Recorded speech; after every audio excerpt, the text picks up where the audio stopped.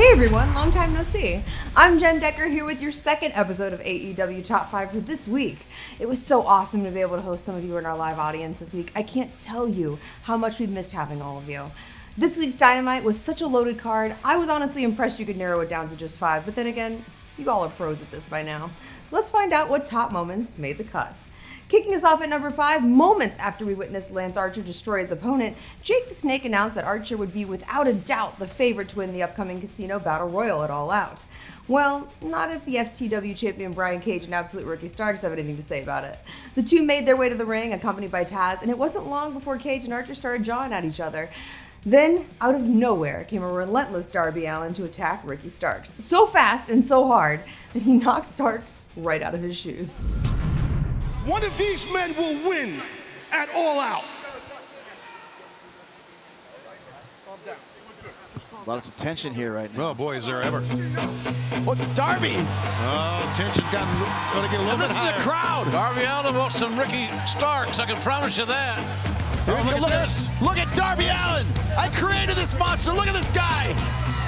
Darby's in the Casino Battle Royale. Here comes Darby! Wow! Going right for Ricky Starks! Right out of his shoes, Jim! He kicked him out of his shoes! He sure did! Oh, Right look over at the that! top! And the violence ensues with Darby Allin. Don't forget this blood feud they had. There's been tacks involved and skateboards to the face. They're uncontrollable. Look at this. Scarred backs. Darby's so fast. A reverse spear. Bruce He's going for spines. everything. Usually when someone sweeps me off my feet, there's a nice dinner, maybe some flowers. I don't know, Starks, maybe next time you should go with some Velcro or laces. That stuff's not going anywhere. Moving along to number 4, it's the Dark Order celebration. Last week, the American Nightmares title reign came to an end, and with that, so did the Open Challenge. TNT champion Mr. Brody Lee and the Dark Order were in a much more chipper mood than normal as they celebrated their victory like only the Dark Order can. You know, because ain't no party like a Dark Order party because the Dark Order party has caskets and lawnmowers. What? I am the hottest champion in professional wrestling, and there's nothing anybody can do about it. I want you to look up. Well, look at this, Dustin. There's Dustin. It's coming in. Dustin's there. Dustin's back up. He wants retribution for his brother. He's ready to take on the whole Dark Order. And QT Marshall's. QT's coming up for what it's worth. With his neck looks to be hurt. But look at this. There's just too many of them. Wow. The numbers game catches up very quickly in this environment. What a spine buster. The spine on the pine. You can't blame them for this, sitting there listening to them burying his brother literally and figuratively. I don't blame Dustin Rhodes for coming out, but this is exactly what's going to happen. Who's the Scorpio Sky? Sky's out! Sky's out! Look at this! Sky has seen enough. He's felt enough.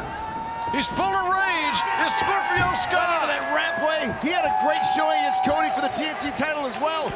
He's not going to stand there and take it either. Hey, he wants a shot at Mr. Brody Lee for that championship. Look at Anna Jay, that Jezebel! If I could paraphrase the great Jim Ross.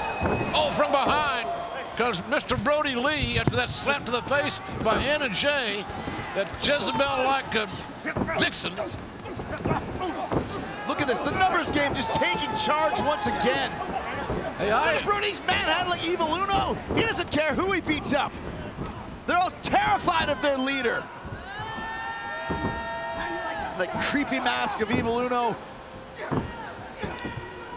The beatdown continues. Look at this! Matt Cardona. Matt Cardona's back! Matt Cardona. Cardona, one of Cody's best friends. He has seen and heard enough. He's felt enough. He knows the hurt and the anguish that Cody is enduring and Cody's entire family.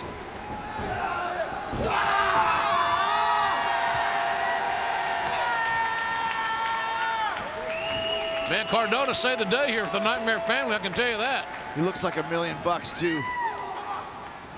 All of Cody's minions up against Brody Lee's minions. It's apropos, isn't it?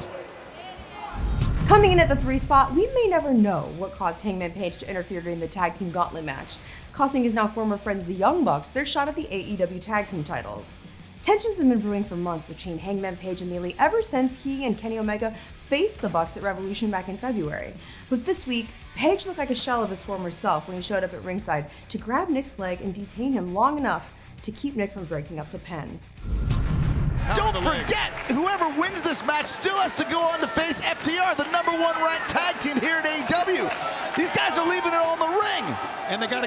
face him next. Next, right after it's done. That's right, no break at all here. FTR's gonna pick their bones apart like piranhas.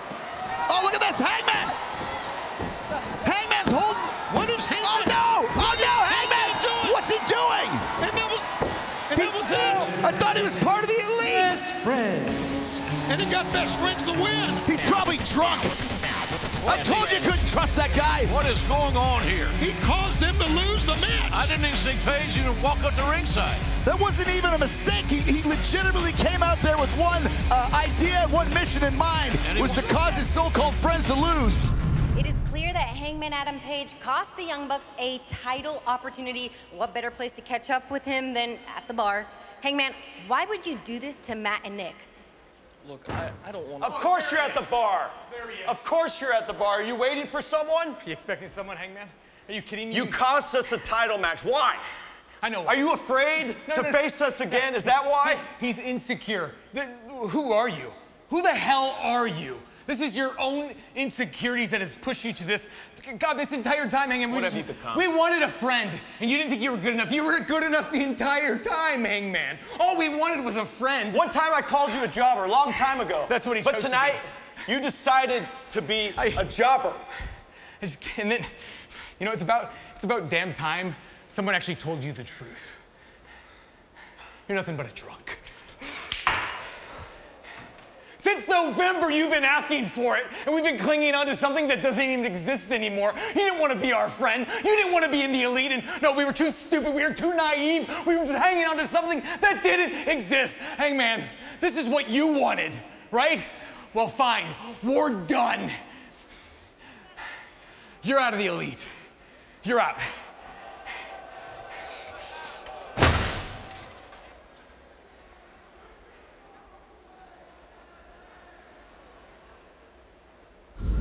This week, we got the official contract signing for Shoda versus Thunder Rosa at All Out.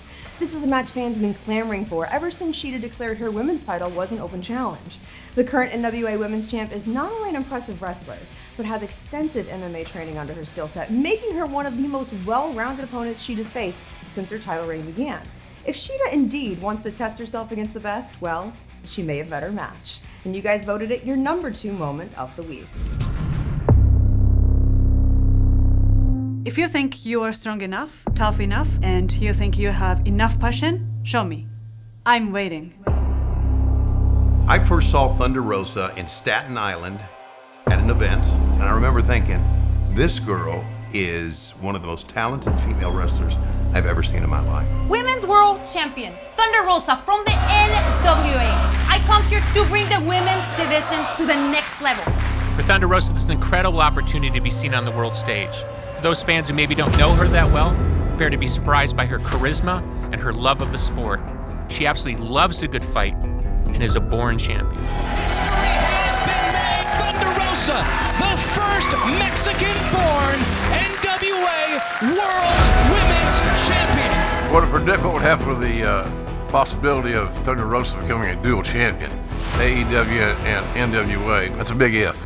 Pro wrestling is what Shoda was put on earth to do. When I was first approached by AEW management about the opportunity of our champion, Thunder Rosa, facing their champion, Shoda, well, I was all for it. For I believe all champions should be fighting champions. And I certainly appreciate this opportunity for our two promotions to work together. I am here for this championship and nothing else. Hi, I'm Mega. I'm Chief Legal Officer for AEW, and we're here tonight to finalize the contract for the AEW Women's World Championship title match on September 5th at All Out. This. No! Boy Agana.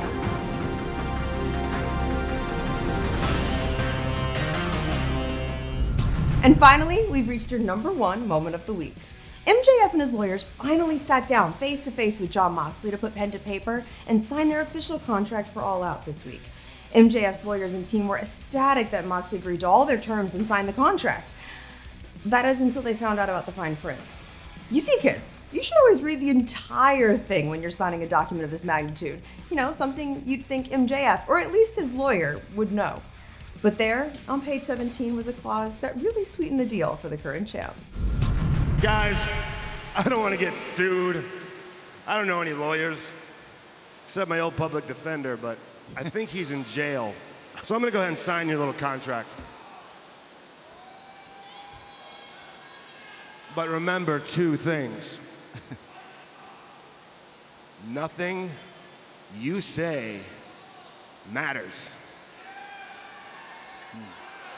That's interesting. And nothing I sign matters. On September 5th, you're a dead man. He means it. That's a pretty conclusive statement. Crowd agrees.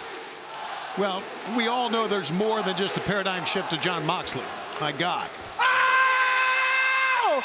You idiot! Oh my God! That lawyer. Johnny Booby, listen. Next time you do this, when this is all over, I'll represent you or something. This is the stupidest thing you ever did. I appreciate it. This was good business. It was good. And we didn't even have to break the table. And thank you guys for being so cool about what I added on page 17. That was clutch. Really cool, dude. What? There was only 16 page. Mark. Uh-oh. Mark, what's on page 7? You didn't read it? Dude. What is you this? should never sign something before you read it. Aren't you a lawyer? Number 1 rule. Next week, we're going to have a little tune-up match. It's going to be me versus you. And if you don't show up, Bonehead here doesn't get his title shot. What? Wow. And in this match,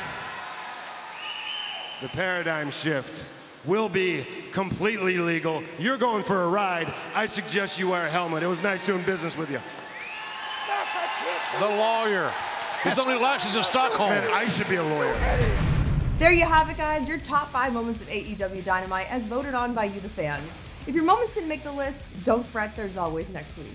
As always, you can submit your votes to @AEWrestling using the hashtag AEW Top 5. Until next week, be sure and keep up with us on all the social media accounts like Twitter, Instagram, Facebook, and YouTube. And don't forget to like, subscribe, and show us some love in the comment section. Till next time, I'm Jen Decker. Stay healthy, stay safe, and thanks for being a part of the revolution.